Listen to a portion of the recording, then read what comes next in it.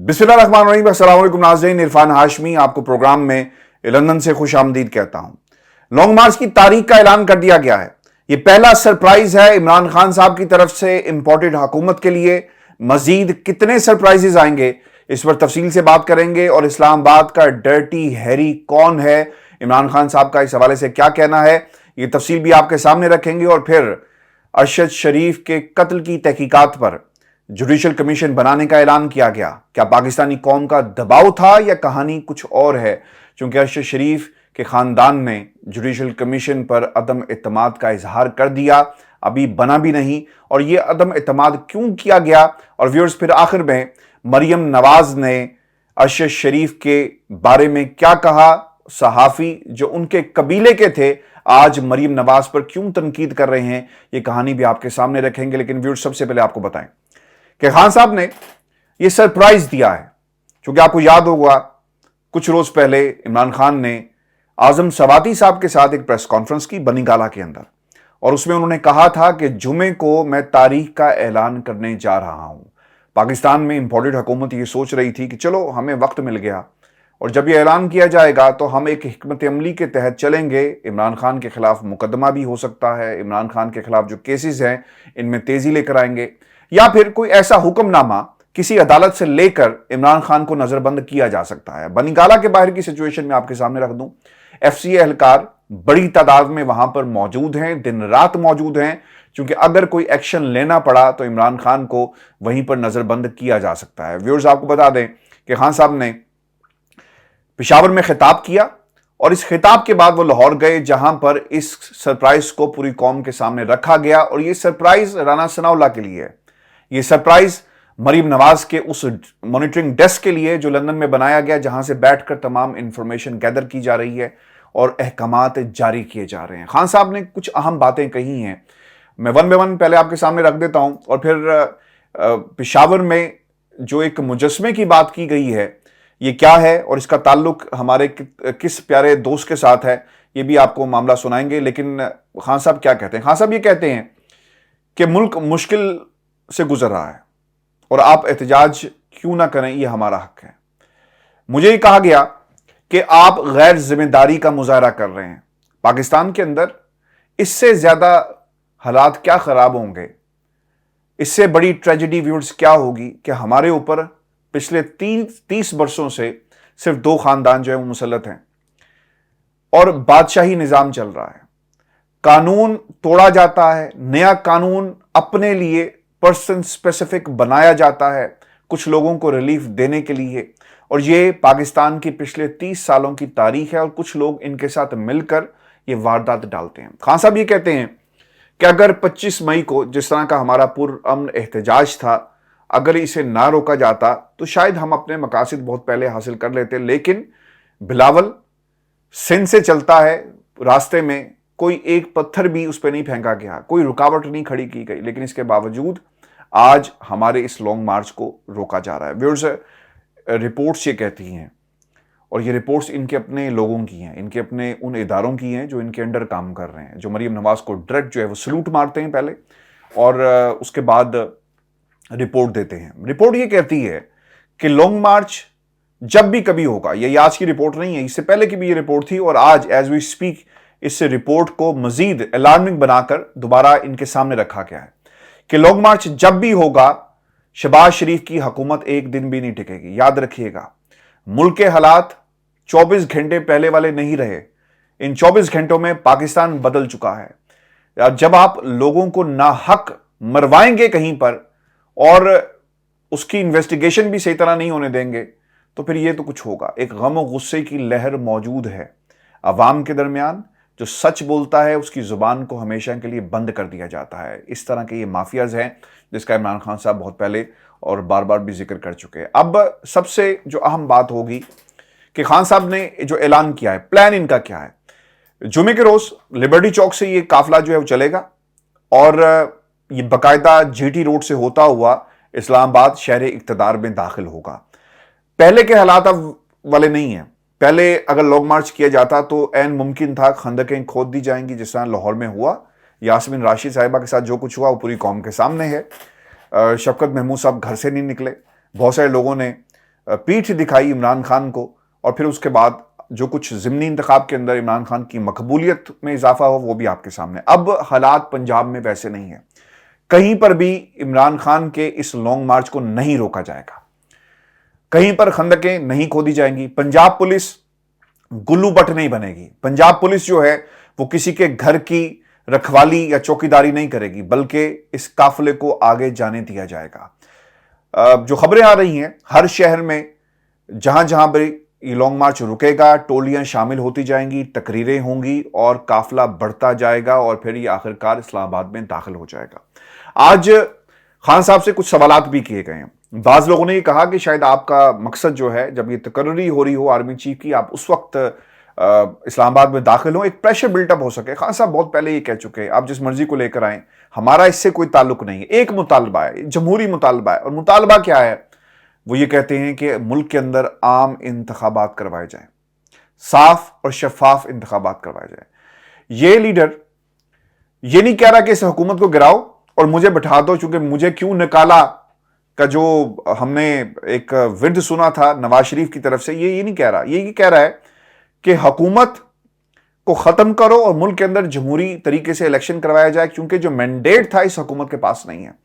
میں آپ کو اس کی ایک چھوٹی سی مثال دے دیتا ہوں۔ برطانیہ میں رواں برس تیسرا وزیر اعظم آ رہا ہے، بورس جانسن، لز ٹرس، اور اس کے بعد آپ نے دیکھا کہ ابھی تیسرا وزیر اعظم جو ہے اس نے حلف اٹھانا ہے اور یہ حکومت بدل رہی ہے۔ یہ کیوں ایسا کر رہے تھے؟ وہ یہ کہتے ہیں کہ جناب ہمیں پالیسیز کو آگے بڑھانے کے لیے ایک سٹرونگ مینڈیٹ چاہیے، اور یہ سٹرونگ مینڈیٹ ہمارے پاس موجود نہیں ہے، لہٰذا ہم حکومت نہیں کر سکتے۔ مثال کے طور پر آپ نے کیبنٹ سے کوئی چیز اپروو کرنی ہے، یہاں پر جمہوری اقتدار کے اندر برطانیہ میں اگر آپ کا ایک منسٹر آپ کی پالیسی سے اتفاق نہیں کرتا تو اسے فی الفور استعفیٰ دینا پڑتا ہے۔ پاکستان کی طرح نہیں ہے کہ اعظم نذیر تارڑ صاحب کی موجودگی میں نعرے لگیں اور آپ کہیں کہ جی استعفیٰ دے دیا، پھر اس کے اوپر سیاست ہو، حالانکہ وہاں پر ووٹ دینے کے معاملے کے اوپر جو ہے انہیں استعفیٰ دینا پڑا، پولیٹیکل فیصلے۔ یہاں پر عوام کو دیکھا جاتا ہے، لوگ یہ کہتے ہیں کہ ہم اپنے حلقے میں گئے اور آپ جو پالیسیز ہمیں بتا رہے ہیں لوگ ہمارا گریبان پکڑیں گے۔ یہاں پر ایسا نہیں ہوتا کہ مریم نواز سے کون سوال کرے گا اور کب کرے گا، کتنی دیر کا کرے گا، جواب دینا ہے نہیں دینا یہ ان کی مرضی ہے۔ یہاں پر آپ کو اپنے حلقے میں ریگولر جا کر سوال لوگوں کے ان کا جواب دینا پڑتا ہے۔ تو ویورز یہ ایک فرق ہے، مینڈیٹ ہونا بہت ضروری ہے جو پاکستان کی اس حکومت کے پاس موجود نہیں ہے۔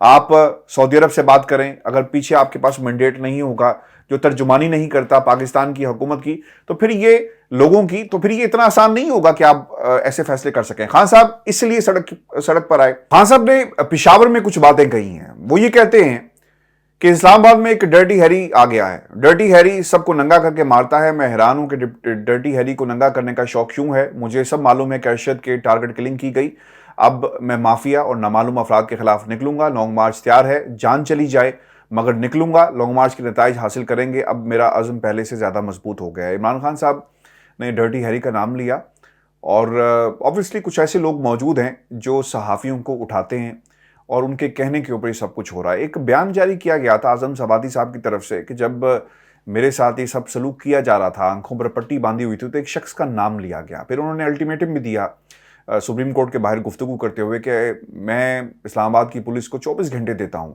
اگر انہوں نے میرے سوالات کا جواب نہیں دیا تو میں پھر نام لوں گا کہ جو شخص میرے سامنے کھڑا تھا، میرے پاس کھڑا تھا، وہ کس کا نام لے رہا تھا اور وہ کیا کہہ رہا تھا۔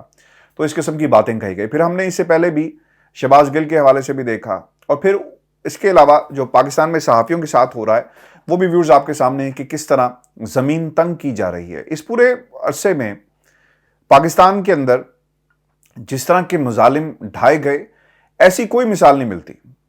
ضیاء کے دور میں کوڑے مارے جاتے تھے، اور مشرف کے دور میں لوگوں کی بازو توڑ دی جاتی تھی، ٹانگیں توڑ دی جاتی تھی، اٹھا کر لے جاتے تھے، میڈیا ہاؤسز کو بند کر دیا جاتا تھا، یہ سب کچھ ہم نے دیکھا۔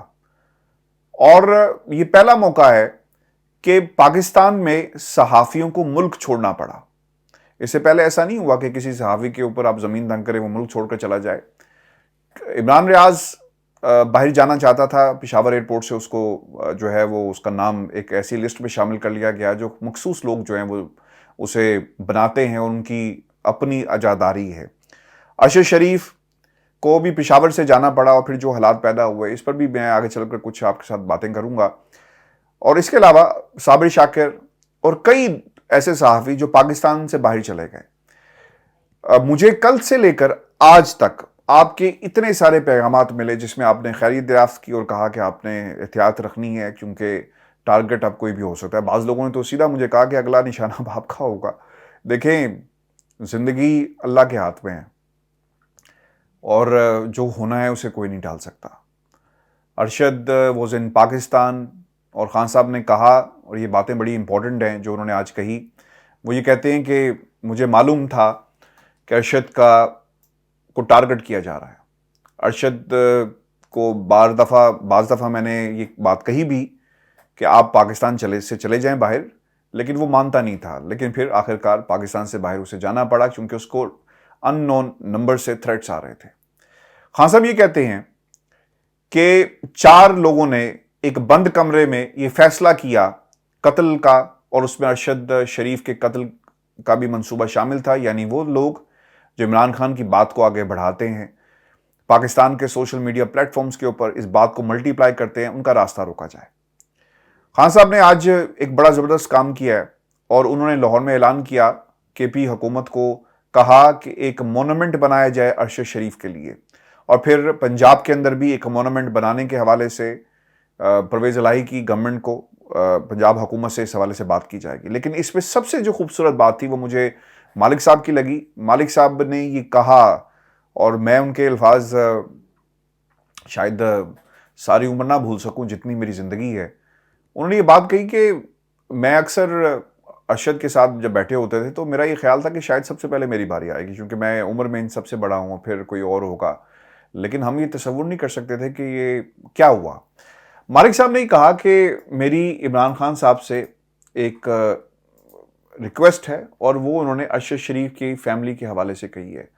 وہ یہ کہتے ہیں کہ بہت ہی اچھا ہو کہ ایک ٹرانسمیشن کی جائے اور اس ٹرانسمیشن سے جتنے بھی پیسے ملیں, یعنی یہ ارشد شریف کی فیملی کے لیے ہو, اور تاکہ پیچھے کفیل کوئی موجود نہیں ہے. وہ کیا مشورہ انہوں نے دیا میں آپ کے سامنے یہ ورڈ ٹو ورڈ میں رکھ دیتا ہوں کیونکہ اس کے اندر شبلی فراز صاحب بیٹھے ہوئے تھے اور پھر ایک اور صاحب بھی وہاں پر موجود تھے. وہ یہ کہتے ہیں کہ عمران خان ٹیلی تھون کرے, اور ہمارا ٹیلی ویژن چینل یعنی ہم نیوز اس کو پلیٹ فارم بھی موجود ہے. یعنی ایسا نہیں ہوگا کہ اسے روک لیا جائے گا جیسے ہم پاکستان کے اندر جب سیلاب کے لوگوں کے لیے, سیلاب زدگان کے لیے ٹیلی تھون ٹرانسمیشنز کی گئی تو اسے روکا گیا کیونکہ بعض لوگوں کو خطرہ یہ تھا کہ یار یہ تو سوشل ورک بھی بہت اچھا کر لیتا ہے, اور لوگ جن کے آپ دکھ میں جا کر ان کے ساتھ کھڑے ہو جائیں تو ہمدردیاں سمیٹ رہا ہے, تو اس کو بھی روکو کیونکہ اگر ہمدردیاں سے سمیٹ لی تو پھر ہمارے خاندان, ہماری شاہی اور بادشاہت کا کیا ہوگا.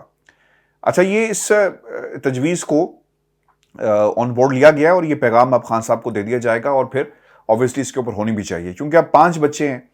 انسان جتنا مرضی کتنی کی دولت ہوگی ارشد شریف کے پاس, یہ جو پیار ہے لوگوں کا یا جو جڑے ہوئے تھے, اس کے علاوہ تو کچھ نہیں تھا. جو حالات ایک صحافی کے کیا ہوتے ہیں, ہمارے حالات ایسے تو نہیں ہیں نا کہ کچھ جدادیں بنائی ہوں یا جب آپ دنیا سے چلے جائیں کیا ہوگا آپ کے پاس. تو یہ ایک بہت ہی اچھی سجیشن ہے جو دی گئی ہے. اب اس کے اوپر 2 کام ہوئے. صدر پاکستان عارف الوی صاحب گئے ارشد شریف صاحب کے گھر میں, اور وہاں پر ان کی فیملی کے ایک ممبر نے کہا کہ ہمیں اعتبار نہیں ہے اس جوڈیشل کمیشن کے اوپر. یہ دیکھیں یہ پاکستان ہے, سٹنگ جج, حاضر سروس جج کو شاید انگیج کیا جائے گا کہ ایک جوڈیشل انکوائری کی جائے جس میں خان صاحب کی یہ تمام بیانات جو ہیں ان کو بھی اس کا حصہ بنایا جائے گا کہ آپ کو پہلے اسے کیسے معلوم تھا, کون سے ایسی نامعلوم افراد تھے, بتایا جائے. اور پھر سب سے اہم بات یہ ہوگی کہ جس عدم اعتماد کا اظہار کیا گیا ان کے خاندان کے لوگوں کی طرف سے وہ کیوں کیا جا رہا ہے. چونکہ آپ امپورٹڈ حکومت کے خلاف بولتے تھے, اور جب آپ امپورٹڈ حکومت کے خلاف بول رہے ہیں اور بعض لوگوں کو یہ بات اتنی ناگوار گزری کہ انہوں نے آپ کے تابوت جس میں آپ کی میت ہے, جس میں آپ کا جسد خاکی ہے, اس کو بھی تنقید کرنے سے پیچھے نہیں ہٹے. یعنی یہ ایسے ان کے اس رویے پر اور ان کے اس اقدام کے اوپر, اس حرکت کے اوپر میرا خیال ہے کہ چنگیز خان بھی آج شرما رہا ہوگا کہ یار میں نے تو کھوپڑیوں کے مینار بنائے تھے تو یہ تو میرے بھی باپ نکلے جو مردوں کو بھی نہیں چھوڑتے. اس نے تو زندہ انسانوں کو مردہ بنایا نا, یہ مردوں کو بھی نہیں چھوڑتے. یہ ایسے خونخوار اور اس قسم کی بھیانک سیاست کرتے ہیں, انتقام لیتے ہیں, ان کے اندر انتقام بھرا ہوا ہے. عدم اعتماد کا اظہار کیا گیا ہے اس جوڈیشل کمیشن کے اوپر. پاکستان کے اندر ارشد شریف قتل کی تحقیقات ہونی چاہیے, یہ کہا گیا. D G I S P R کی طرف سے الزامات لگانے والوں کے خلاف کارروائی ہوگی, یہ بھی کہا گیا, کیونکہ پاکستان میں جو ٹرینڈز چل رہے ہیں اس میں باقاعدہ ٹیگ کیا جا رہا ہے ان تمام طاقتوں کو جو پاکستان کی عوام سمجھتی ہے. بعض لوگ یہ کہتے ہیں کہ یہ ٹرینڈز جو ہے نا چلائے جا رہے ہیں, اور اس کے اوپر بھرپور طریقے سے کام بھی کیا گیا کہ یہ ٹرینڈز کہاں سے چلائے جا رہے ہیں. ایک فائل تیار کی جا رہی ہے, اور پھر اس فائل کی روشنی میں باقاعدہ طور پر لوگوں کو ان کے خلاف کارروائی کی جائے گی, ایسا کہا گیا ہے. اب ارشد شریف صاحب کی تحقیقات آپ جس مرضی جوڈیشل کمیشن سے کروا لیں, وہ کبھی بھی فری اینڈ فیئر نہیں ہو سکتی. میں آپ کے سامنے کچھ گزارشات اور کچھ نکات رکھ دیتا ہوں. اس کی بنیادی وجہ کیا ہے؟ پاکستان میں سری لنکن کرکٹ ٹیم پر حملہ ہوا, جوڈیشل انکوائری آئی, کیا بنا؟ لوگ باہر بیٹھے ہوئے ہیں, بھاگ گئے. اور کیا کسی میں اتنی ہمت ہوگی کہ جوڈیشل انکوائری کی رپورٹ کے اوپر آپ کام کر سکیں؟ کیونکہ جوڈیشل انکوائری کی رپورٹ کوئی بائنڈنگ نہیں ہوتی, فیکٹ فائنڈنگ کمیشن ہوتا ہے, وہ بناتا ہے, اپنی انٹرویوز کرنے کے بعد ایک رپورٹ مرتب کر کے دے دیتا ہے. پھر ٹرمز آف ریفرنسز کیا ہوں گے؟ براڈ شیٹ کے اوپر جوڈیشل کمیشن بنا, ٹرمز آف ریفرنسز طے کر لیے گئے, کیا بنا؟ کچھ نہیں بنا. سری لنکن کرکٹ ٹیم کیا بنا؟ کچھ نہیں بنا. اس کے بعد ماڈل ٹاؤن کیا بنا؟ کچھ نہیں بنا. بہت سارے کمیشنز بنائے گئے, لیکن پاکستان میں ایسا کبھی بھی کچھ نہیں ہوا کہ کسی کو کسی کمیشن کی رپورٹ میں کیفر کردار تک پہنچا سکے. اب اس جوڈیشل کمیشن کے اندر کیا یہ پاکستان کی قوم کو بے وقوف بنا رہے ہیں؟ کیا آئی جی جو کینیا کے اندر بیٹھا ہوا ہے, انسپیکٹر جنرل جو لیٹر جاری کیا, ان کو بلائیں گے؟ کیا اس رپورٹ کو تسلیم کیا جائے گا جو کینیا کی گورنمنٹ دے گی؟ وہ لوگ کون تھے؟ یہ جو یونٹ ہے, بعض لوگوں نے کہا کہ آپ سی آئی کو انوالو کر رہے ہیں. ارے بھائی, دنیا میں یہی سب کچھ ہوتا ہے. ایسے ہی لوگوں کو اعلی کار بنا کر استعمال کر کے جو کرائے کے قاتل ہیں انہیں استعمال کیا جاتا ہے. تو کیا آپ ان لوگوں کو بلائیں گے؟ کیا وہ کمیشن کے سامنے پیش ہوں گے؟ کینیا کی گورنمنٹ نے کیا اب تک انکوائری کی؟ یہ جو ٹیلی فون چٹھی آپ کھیل رہے ہیں نا شہباز شریف صاحب, یہ جوڈیشل کمیشن کی رپورٹ میں تو شامل کر لیا جائے گا, لیکن اس سے اصل قاتلوں تک آپ نہیں پہنچ سکیں گے. تو یہ قوم کو دھوکہ دینے کے لیے سب کچھ کیا جا رہا ہے. جوڈیشل کمیشن بنانے کا ایک مقصد اور بھی تھا کہ خان صاحب لانگ مارچ لے کر اب باہر آ گئے ہیں. یہ خبریں بہت پہلے آج کی اس تاریخ میں کچھ لوگوں کو پتہ چل گئی تھی. انہوں نے کہا کہ جلدی سے بیان جاری کیا جائے, کمیشن بنا دیا جائے, اور اگر کمیشن ہم نہیں بنائیں گے تو پھر پاکستان کے اندر جو دباؤ آ رہا ہے, عمران خان صاحب اسے کیش کر لیں گے. ارے بھائی, ہم صحافی کوئی گاجر مولی نہیں ہے کہ جسے ہر کوئی جو ہے استعمال کرے اور ہمیں کاٹ کر پھینک دیا جائے اور اس کے اوپر سیاست بھی ہو اور اپنے بیانیے بنائے جائیں. خدا را ہمیں معاف کر دو. ایک شخص, ایک صحافی, ایک دوست, ایک باپ, ایک بھائی, ایک بیٹا اس دنیا سے چلا گیا, اور لوگ اپنے آپ کو سچ ثابت کرنے میں لگے ہوئے ہیں. آج برطانیہ میں مریم نواز سے سوال کیا گیا, ایک ٹویٹ ہوئی ہے, اور ٹویٹ کوئی WAD واد چودھری صاحب کا کوئی ٹویٹر ہینڈل ہے, جس کو اب آئی ڈونٹ نو, جو میرے پاس سامنے آ رہا ہے, اس کو کون کون فالو کرتا ہے, آپ اس کے اوپر ضرور بتائیے گا کہ کون کون فالو کرتا ہے. اور ان کی ٹویٹ جو ٹائم لائن ہے ٹویٹر کی, اس کے اوپر جا کر دیکھیں تو مریم نواز کی تصویر لگی ہوئی ہے, 2 تصویریں لگی ہوئی ہیں. ایک ملکہ برطانیہ, ملکہ الزبتھ مر گئی, دوسری زندہ ہو گئی ہے برطانیہ میں آ کر, اور اس کے کپڑے, اس کا چلنا پھرنا جو کچھ ہے, وہ روزانہ کوئی نہ کوئی ایسی ٹویٹ آپ کو ملے گی. اچھا, انہوں نے کیا کیا؟ انہوں نے ٹویٹ کی ارشد شریف کی شہادت کا ذمہ دار عمران خان ہے. یہ وزیر داخلہ ہمارا ہے, رانا ثناء اللہ. یار تمہیں شرم نہیں آتی؟ پہلے ماڈل ٹاؤن کے لوگوں کا بتاؤ کہ کس طرح ان کو مارا گیا, حساب دو.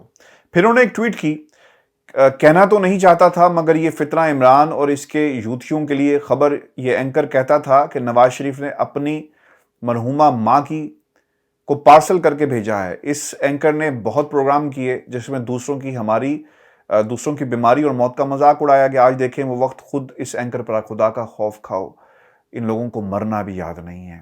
آپ کی والدہ محترمہ جب بیمار تھی, ارشد شریف کی بے تحاشا ٹویٹس موجود ہیں جس پر اظہار ہمدردی کیا گیا, دعا کی گئی. مجھے اچھی طرح یاد ہے, ہارلے اسٹریٹ کلینک کے اوپر پاکستان تحریک انصاف کا وفد جاتا تھا, اور وحید الرحمان اس وقت لندن چیپٹر کہ وہ صدر بھی تھے، وہ خود گئے، پھولوں کا گلدستہ انہوں نے پیش کیا. ارشد شریف نے خود اپنی فیملی کے جو ان کی مسز ہیں جویریہ، ان کی ٹویٹس بھی موجود ہیں جس میں آپ کے ساتھ افسوس کا اظہار بھی کیا گیا بعد میں، اور ہمدردی بھی کی گئی، دعا بھی کی گئی. اس سے زیادہ آپ کیا چاہتے ہیں؟ لیکن آپ کو توفیق نہیں ہوئی اور آپ نے موقع جو ہے وہ ہاتھ سے نہیں جانے دیا، اور آپ نے کیا کیا؟ ایک تابوت کے اوپر سیاست کر دی. لاشوں پر سیاست نہیں ہوئی، تابوت پر سیاست ہو گئی. ہم اپنے لوگوں کو سنبھال کر نہیں رکھ سکتے لیکن ان پر سیاست کر سکتے ہیں. مریم نواز سے یہ سوال پوچھا گیا کہ آپ کو کوئی شرمندگی، کوئی افسوس، لیکن انہوں نے لیفٹ دیکھا. فرید قریشی نے یہ سوال کیا ہے ان سے، آپ دیکھ رہے ہوں گے یار ویب پہ چل بھی رہا ہے. اور فرید جب وہاں پر گئے تو میں نے ان کو فون کر کے کہا کہ یہ پوچھو اس عورت سے کہ کیا کوئی شرمندگی ہے تمہیں، کوئی افسوس ہے کہ تمہارے بارے میں وہ شخص کیا کہہ رہا تھا. دیکھیں کون کیا کس کے بارے میں کہتا ہے یہ ایک علیحدہ بات ہے، لیکن ریکارڈ کچھ اور کہہ رہا ہے کہ اس نے آپ کے ساتھ افسوس کیا، لیکن آپ نے کیا کیا؟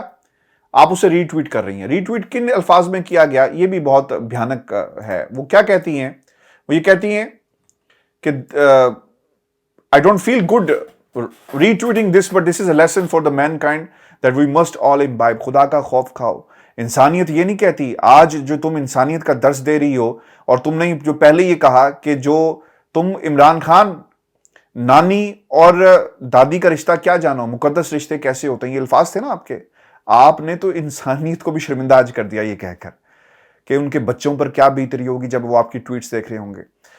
انتقام بھرا ہوا ہے. رانا ثناء اللہ جو کچھ کر رہا ہے وہ انتقامی کارروائیاں کی جا رہی ہیں. نواز شریف لندن میں بیٹھ کر جو کچھ کروا رہا ہے انتقامی کارروائیوں کا نتیجہ ہے. اس حکومت کو گرانے میں انتقامی کارروائیاں ہمیں نظر آ رہی ہیں. آپ کے اندر ایک غم و غصہ نظر آیا اس ٹویٹ کے ذریعے. آپ کے اندر وہ نفرت نظر آئی، وہ نفرت کی پنیری ہمیں نظر آئی جو آپ نے پچھلے 3 برسوں میں اپنے آنگن میں اگائی، اور آج پوری دنیا کے اندر آپ اس کا ڈنڈورا پیٹ رہی ہیں اور آپ خود ایکسپوز ہو رہی ہیں. یہ کیسی ہوتی ہے میڈیا مینجمنٹ؟ آج مریم نواز نے ثابت کیا. اور مجھے تو شک یہ ہے کہ یہ جو VAD چودھری صاحب جو ہیں، یہ شاید کوئی انہی کا ایک ٹویٹر اکاؤنٹ ہے جہاں سے یہ ٹویٹ کرتی ہیں، اس کے بعد ٹویٹ کرواتی ہیں اور اس کو ری ٹویٹ کر دیتی ہیں کہ دل تو نہیں کر رہا. اور اگر آپ اس کی لینگویج دیکھیں، کہنا تو نہیں چاہیے تھا، دونوں الفاظ ایک ایسے ہی ہیں. مجھے اچھی طرح یاد ہے ہالے اسٹریٹ کلینک کی سیڑھیوں کے اوپر بیٹھ کر ہم خود کنڈیم کرتے تھے ان تمام باتوں کو جو کچھ لوگ آ کر کہتے تھے کہ اندر ڈرامہ چل رہا ہے اور کوئی بیمار نہیں ہے، کسی کی بیماری کا مذاق نہیں اڑانا چاہیے. ہم اسے خود بیٹھ کر یہ کنڈیم کرتے تھے. لیکن انتہائی افسوس کے ساتھ یہ کہنا پڑتا ہے کہ جو کچھ مریم نواز نے آج کیا، اس کی مثال جو ہے وہ نہیں ملتی. آج کا ہمارا شو تھا. اپنے کمنٹس بھیجیے گا، چینل کو ضرور سبسکرائب کریں. اجازت دیجیے، اللہ نے کے بعد.